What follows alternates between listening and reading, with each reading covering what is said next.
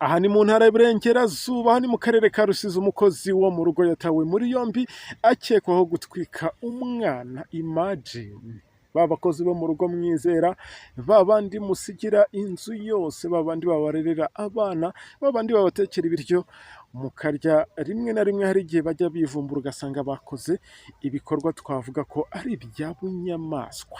Nkwibutse ko iyi nkuru ushobora kuyisanga ku Gihe. Ngira ngo nk'uko ngiye kugenda mbikugezaho, wowe unteze amatwi, ngiye kugenda nkubwira ibi ngibi byose nk'uko igihe cyagiye kibyandika, ugende umenya uko aya marorerwa yakozwe n'uyu mukozi wo mu rugo yaje kuba amera, cyane ko twagiye tubona ko uyu mwana yaje kuba ahira muri iyi nzu. Ariko kandi reka nze mbwire na wa wundi ukigera kuri uyu muyoboro wa YouTube channel aribwo bwa mbere akaba atarakora kuri iryo jambo ryanditseho subscribe, narikandeho kugira ngo tujye turushaho kubana muri aya makuru tugutegurira buri uko bwije nuko bukeye. Wibuke gusangiza n'abandi iyi nkuru kugira ngo nabo baze kugenda bareba ibyabereye aha ngaha mu karere ka Rusizi. Ubwo mba nahise mbonera no kugenda basuhuza kugira ngo mwese tuze kubana muri aya makuru tuziranye. Muhawe ikaze. Nk'uko ibi byatangajwe na polisi y'u Rwanda ikorera mu karere ka Rusizi, yataye muri yombi umukobwa wareraga umwana w'imyaka 2 y'amavuko wo muri uyu murenge wa Rwimbogo, nyuma y'uko uwo mwana yaragiye guhira mu nzu, Imana ikaza gukinga ukuboko. Abaturanyi b'iwabo b'uwo mwana bagiye batabara, cyangwa se nabo batabaye uriya mwana amaze gushya ku gice cy'umutwe. Murumva ko uyu mwana rero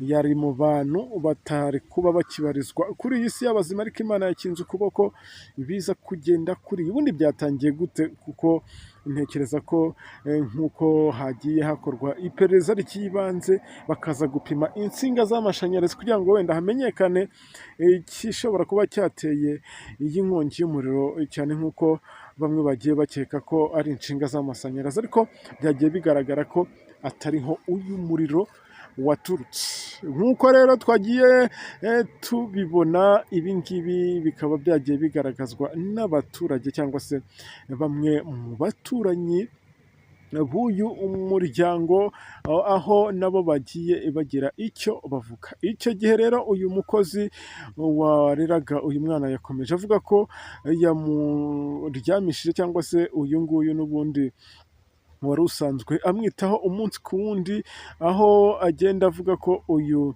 akimara kubona bimaje gukomera ngo we yaje kugira ubwoba, aza kugenda kwihisha aho ngaho inyuma y'inzu, abonye ko nabyo ntacyo biri bufashe, niko guhita ahuruza abantu benshi, cyangwa se bamwe mu baturage nabo baza gutabara. Ariko kandi turagenda tunabashimira, kubera ko iyo bataza n'ubundi uyu nguyu ntago yari kuba akiri mu bazima, kuko nkurikije ukuntu yari yahiye wari gusanga n'ubundi nta kintu na kimwe yari kuba asigaranye ku bigendanye n'ibice by'umubiri we. Gusa kandi isesengura ryakozwe ryasanze uyu muriro waturutse muri matera umwana yari abiryamyeho.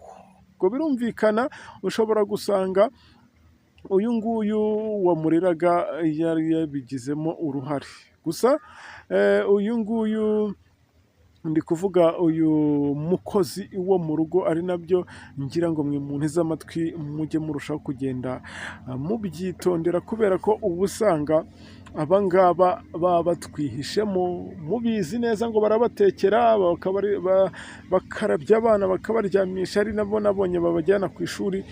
Nk'abantu mwe mujye mumenya ko muri kumwe n'undi muntu mu nzu yanyu. Gusa ibi byakomeje gutera urujijo abantu benshi, kubera ko basuzumye insinga z'amashanyarazi nk'uko nagiye mbikubwira, cyangwa se nk'uko natangiye mbikubwira, bakaza gusanga atari zo zateye inkongi y'umuriro. Nk'uko rero se w'uyu mwana Nshimiyimana Alexandre mu kiganiro yagiranye n'Igihe yaje kugenda avuga ko nawe ubwe ataramenya neza icyo uyu mukozi wo mu rugo yabikoreye, cyane ko atashimangira uko nta bibazo bari bafitanye. Ibi byagarutsweho n'uyu nguyu Nshimiyimana Alexandre, aho yabanje no gushimira abaturage bamutabaye bakaza gukura uyu mwana muri uyu muriro akiri muzima, akomeza asaba n'inzego zibishinzwe ko zakomeza gukora iperereza kugira ngo hamenyekane icyaba cyishe cyangwa se icyaba cyihishe inyuma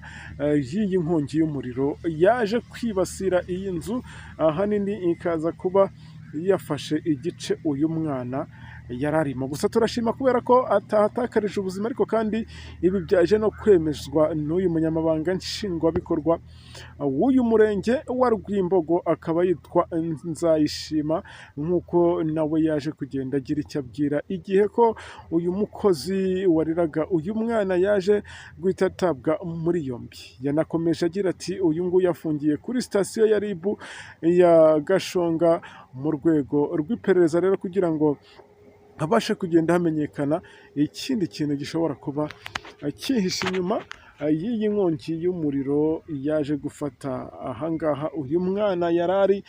Kubw'amahirwe abaturage bakaza kuba batabaye hakiri kare, cyangwa se bakaza kuba batabara uyu mwana atarafatwa n'umuriro umubiri wose. Nk'uko natangiye mbikubwira rero, aba batabaye uyu nguyu yamaze gushya ku gice cyo hejuru, ubwo ni ku mutwe. Uyu mwana rero akimara gutabarwa yaje guhita yoherezwa ku kigo nderabuzima cya Musha, ahangaha ubwo murahasi.